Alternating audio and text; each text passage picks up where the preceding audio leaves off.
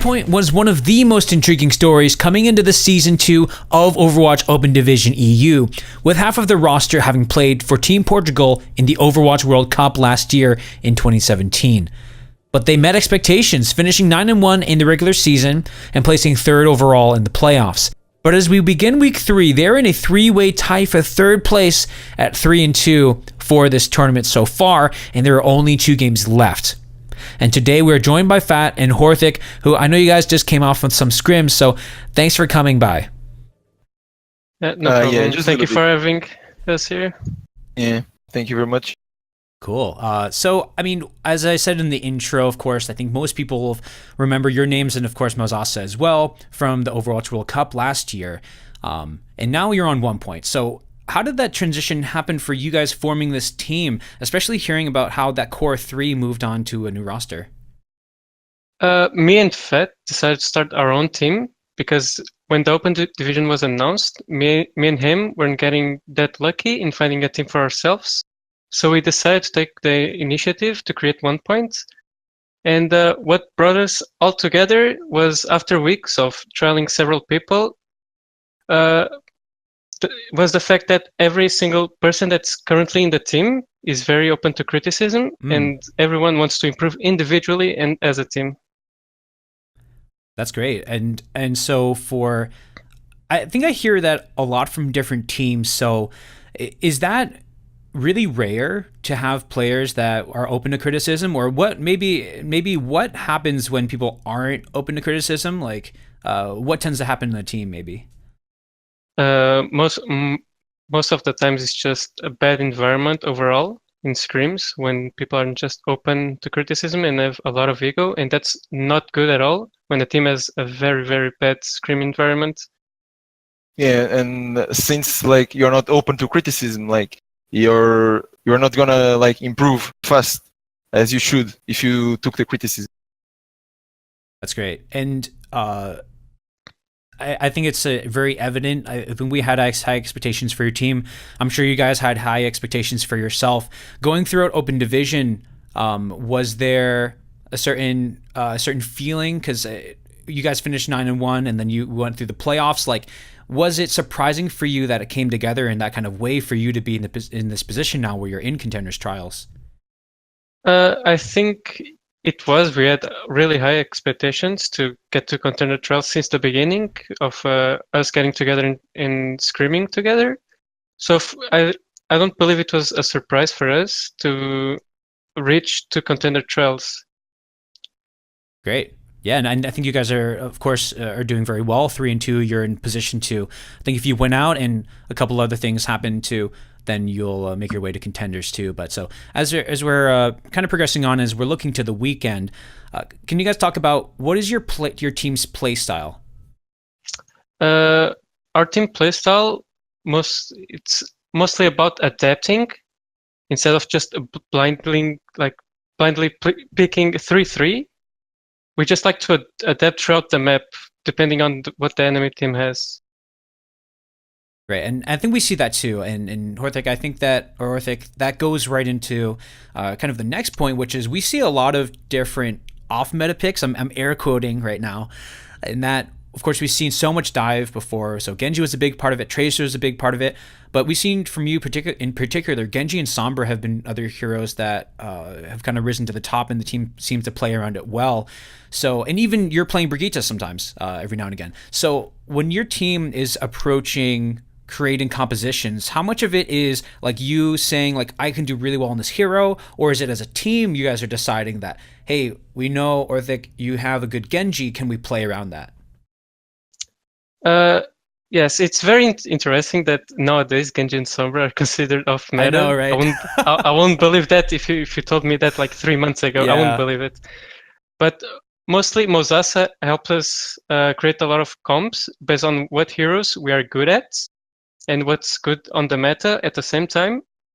And we like to play around the meta and win games in our own way instead of just running the 3-3 comp like most of the teams does. In the end, I will always care about the meta, obviously, but I also like to add a little touch of my own playstyle to it. by picking Sombra and Genji, for example. Mm. And I think what's so interesting about that is we see teams, sometimes it seems like they don't know how to handle it, but it's not like, I feel like within the scrims and of course like on broadcast too, it's not a surprise that you play these heroes for teams, but sometimes they're used to, if they only scrim against like the other meta picks, then it can be a surprise. So for you in approaching that, do you feel like it's more pressure on you performing on someone like Genji and Sombra, or is it more on the other team that they may not know how to handle that pick?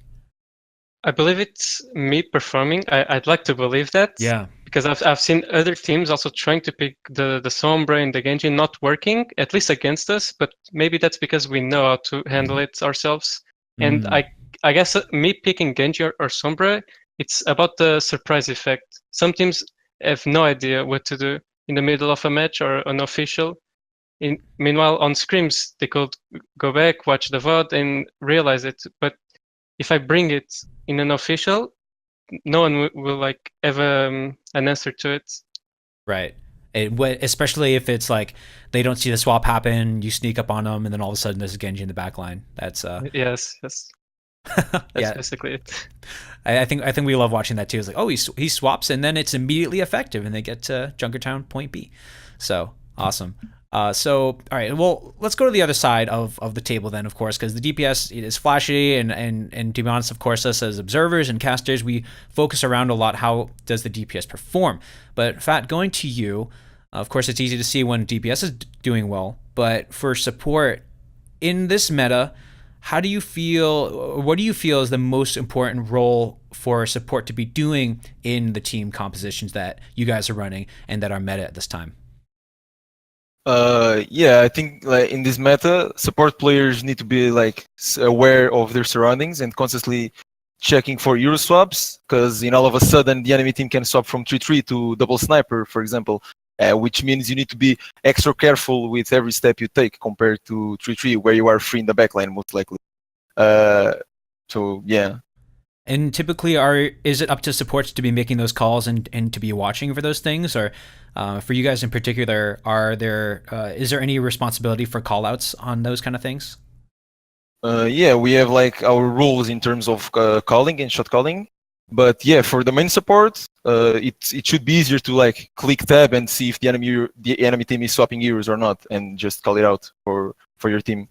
So going off of that, I mean, we are obviously in a different patch than in Open Division and what is on live right now. So of course the scatter arrow is back. We have the Brigitte changes. I believe they've been reverted, right? So the shield bash cooldown is lower, and the rally is a higher armor amount. How do you feel this is changed in terms of for you guys in preparing and playing throughout trials? You want to go ahead, Artie?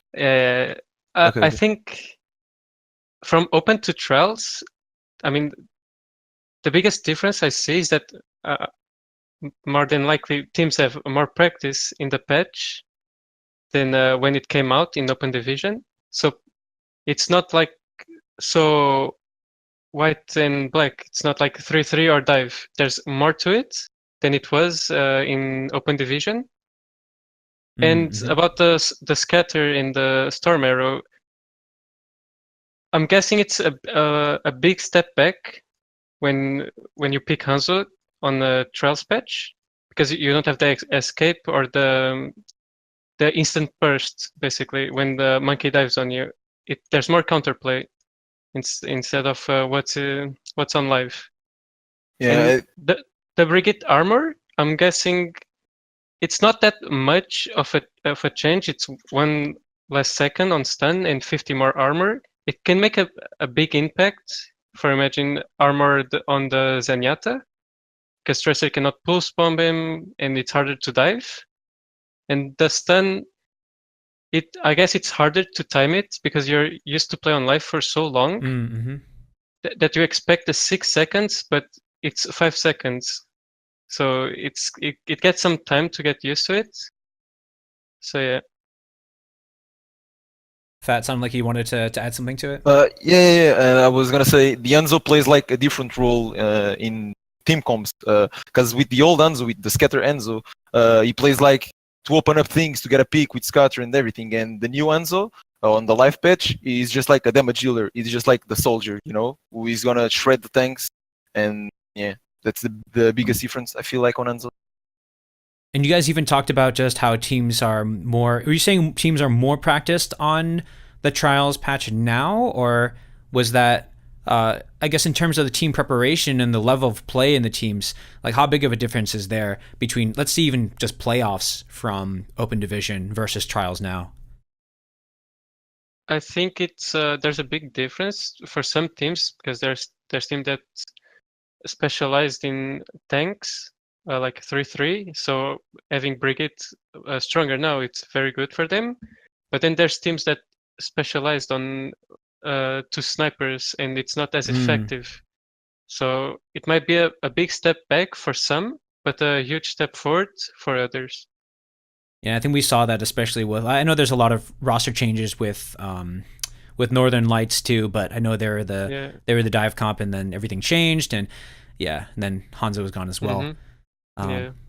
Cool. Yeah, I think we're excited to see how this all turns out. It's of course only 2 games left. So as we're looking to this weekend, we have I think you guys have 2. Looks like some tougher matchups. Of course, it's going to be we have Org and Morning Stars Blue. So we will be watching the Morning Stars Blue game, who believe you guys actually lost to them in the lower bracket finals in Open Division playoffs. So going into this next match, how are you feeling about this weekend in general?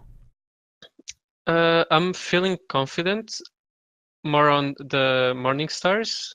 I'm a bit hesitant against We Have Org because they play a lot of niche picks, such for example Doomfist. They like to play Doomfist because they have a Doomfist player that's very niche. It's like me playing Genji or Sombra. Yeah, it's no one expects it basically.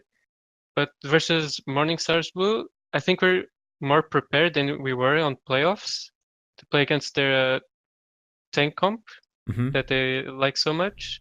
So I'm confident for Morning Stars. Awesome. Phatt, I don't know if you have any other thoughts before we move on to the last question here. I think I agree with Horthic. I think we are very well prepared against Morning Stars because like when we lost against them in playoffs, like we didn't know what they were gonna run, and we couldn't find like a counter during the game, which is really hard.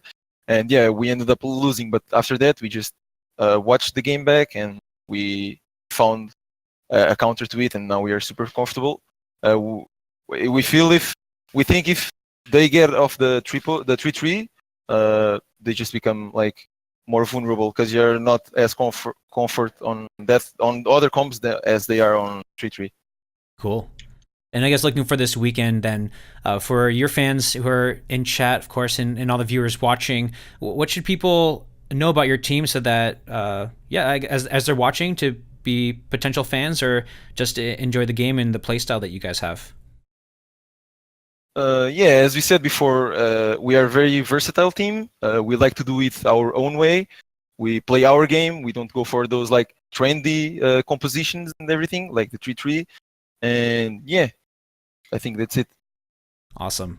Well, thanks so much for taking the time. Looking forward to the games and seeing you guys win your own way. Best of luck, and hope you play the best game you can, and hopefully see you in Contenders as well. That's going to do it for us here. So thank you guys both for coming on and chatting with us. Thank you again for having us.